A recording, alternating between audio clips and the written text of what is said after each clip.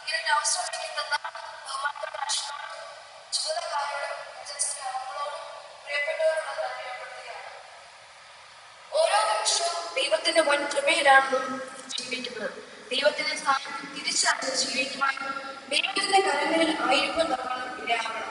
കഴിഞ്ഞ ആഴ്ചകളിൽ കണ്ട ആൾക്കാരെ ഈ ആഴ്ച കാണണമെന്ന് നിർബന്ധമില്ല.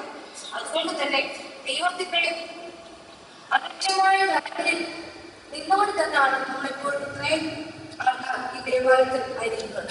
അതുകൊണ്ട് തന്നെ വിശ്വാസത്തോടെ ദൈവത്തെ നോക്കി ജീവിക്കാൻ ഇടയാകട്ടെ എന്ന് പ്രാർത്ഥിക്കുന്നു. അല്ലാതെ ചിന്തയ്ക്കായി എടുത്തിരിക്കുന്ന വേദഭാഗം വിശുദ്ധ യോഹന്നാൻ സുവിശേഷം 5-ാം അധ്യായം 2 മുതൽ 9 വരെയാണ്. വിശുദ്ധ യോഹന്നാൻ സുവിശേഷം 5-ാം അധ്യായം 2 മുതൽ 9 വരെ വാക്യം.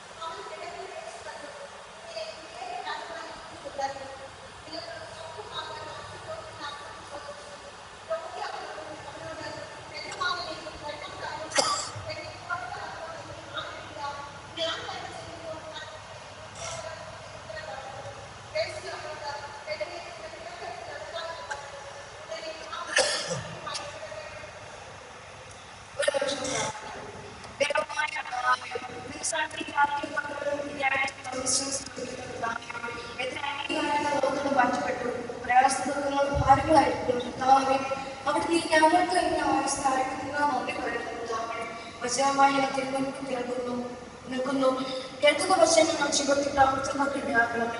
അച്ഛനെയും കുടുംബത്തോട് പ്രാർത്ഥിക്കുന്നു. മകനോട് ലഭിക്കുന്ന പ്രവർത്തനങ്ങൾ മറ്റുള്ളവർക്ക് അനുഗ്രഹമായി തീർന്നതിനും ഇടയാക്കണമേ.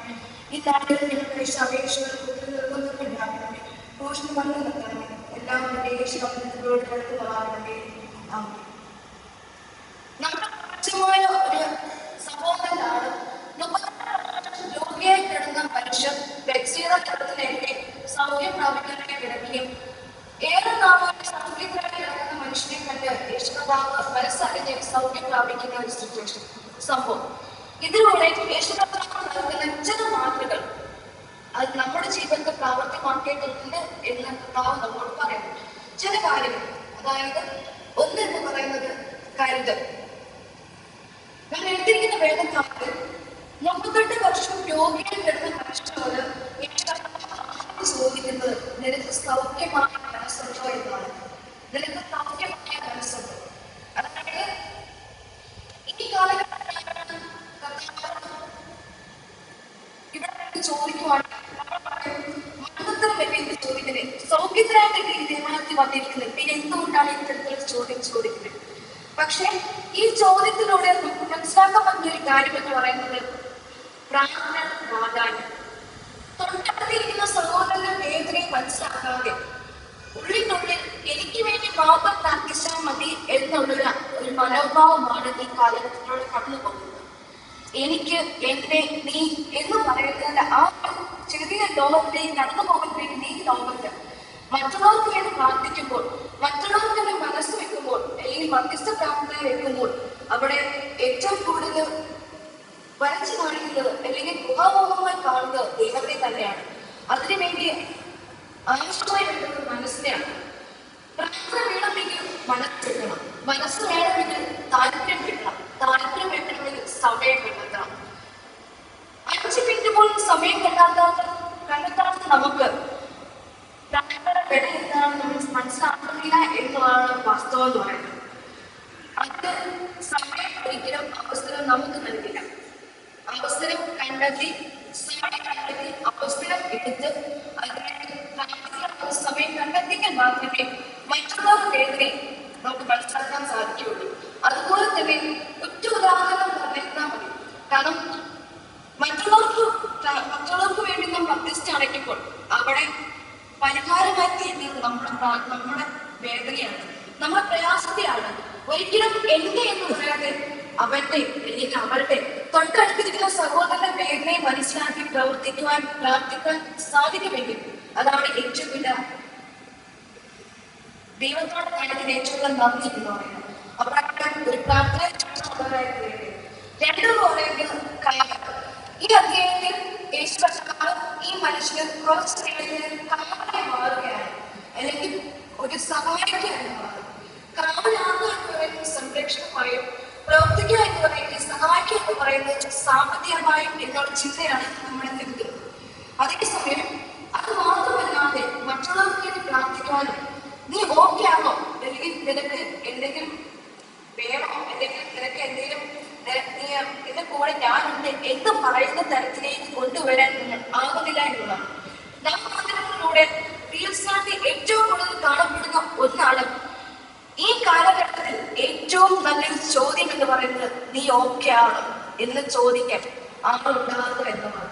നീ ഓക്കെ ആണോ എന്ന് ചോദിക്കാൻ ഒരാളുണ്ടാകുക എന്നതാണ് ഈ കാലഘട്ടത്തിലെ ഏറ്റവും നല്ല ചോദ്യം എന്ന് പറയുന്നത്. കാരണം കാലഘട്ടത്തിൽ കടന്നു പോകുമ്പോൾ അത് സംസാരിക്കാനോ അല്ലെങ്കിൽ അത് കേൾക്കാനോ നിൽക്കാതെ ഓടിക്കൊണ്ടിരിക്കുകയാണ് ഓരോരുത്തരും.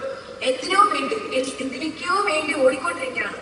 അതേസമയം സമയമെടുത്ത് പ്രാർത്ഥിക്കുവാനും മനസ്സ് കൊണ്ട് താല്പര്യത്തോടെ ആ പ്രാർത്ഥനയ്ക്ക് മധ്യസ്ഥ അടയ്ക്കുവാനും സമയമുണ്ടെങ്കിൽ അല്ലെങ്കിൽ സമയം എടുക്കുവാനുള്ള പ്രവർത്തനത്തിന് ഏറ്റവും കൂടുതൽ അനിവാര്യമായ ഒന്നാണ്. അതായത് അധ്വാനിക്കാം, മറ്റുള്ളവർക്ക് വേണ്ടി അധ്വാനിക്കും.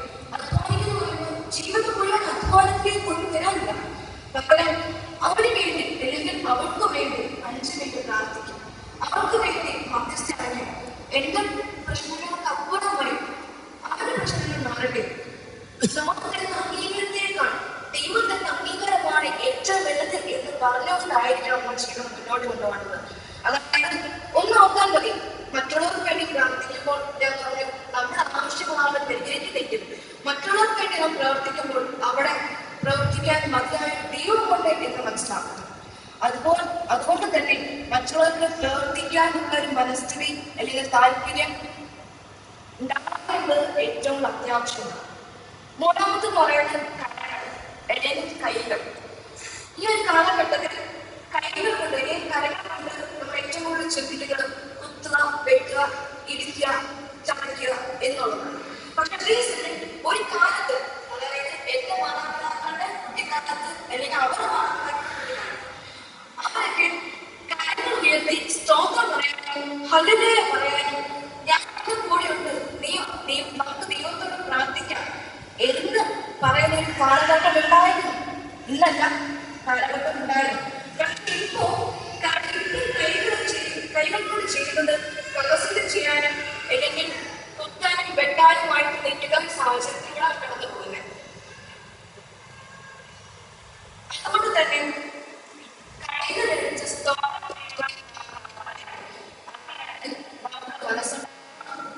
ഉണ്ടായിരിക്കണം, അധ്വാനിക്കണം, മറ്റുള്ളവർക്ക് വേണ്ടി പ്രവർത്തിക്കാൻ, പ്രാർത്ഥിക്കുവാൻ, അതുപോലെ തന്നെ മധ്യസ്ഥ അടയ്ക്കാൻ. അത് മാത്രമല്ലാതെ ദൈവത്തോട് നന്ദി പറയുക. നമുക്ക് ഈ ഒരാഴ്ച നമുക്ക് പലർക്കും പ്രയാസം ഉണ്ടായിരുന്നു, പ്രശ്നങ്ങളുണ്ടായിരുന്നു. പക്ഷെ അതിൽ നിന്ന് അതിജീവിക്കാൻ നമുക്ക് ധൈര്യം നൽകിയത് ദൈവത്തിന്റെ അദൃശ്യമായ കലകളാണ്. നമുക്കുള്ളതില്ല ദൈവത്തിന്റെ ദാനമാണ് എന്ന ഒരു തിരിച്ചറിവ് ബോധ്യപ്പെട്ടുണ്ടായിരിക്കണം. അപ്രകാരം ജീവിതത്തിൽ ദൈവത്തിന്റെ മക്കളാവാൻ, ദൈവത്തിന്റെ മകനായി മാറാൻ ഇടയാക്കണം. 3 കാര്യങ്ങളാണ് ഞാൻ പറഞ്ഞത്. ഒന്ന് കരുതൽ, അതിന് നമുക്ക് പ്രാർത്ഥന അനിവാര്യമാണ്. പ്രാർത്ഥനയ്ക്ക് ഏറ്റവും അനിവാര്യമായി വേണ്ടത് മനസ്സാണ്. 2 പറയുന്നത് കാവൽ, അധ്വാനിക്കുക, മറ്റുള്ളവർക്ക് വേണ്ടി കുറച്ചു നേരം പ്രാർത്ഥിക്കാനും മധ്യസ്ഥ അടയ്ക്കാനും ചെയ്യുക. 3 പറയുന്നത് കരങ്ങൾ, സ്തോത്രം ചെയ്യുക, ഹല്ലേലൂയ പറയുക. ഇപ്പോഴത്തെ യുവജനങ്ങൾക്ക് ഇല്ലാതെ പോകുന്നു, എന്നാൽ നഷ്ടപ്പെട്ടു പോകുന്നതുമായ ഒന്നാണ് സ്തോത്രം ചെയ്യാൻ അല്ലെങ്കിൽ ഹല്ലേലൂയ പറയാൻ. ഞാൻ മുന്നോട്ട് ചോദിക്കാൻ, എത്ര പേർക്ക് അപ്പുറത്ത് ഇരിക്കുന്നവരെ നോക്കണം, എത്ര പേർക്ക് ഹല്ലേലൂയ പറയാൻ പറ്റും? എത്ര പേർക്ക്? ചോദ്യം തന്നെ ചോദിക്കണം.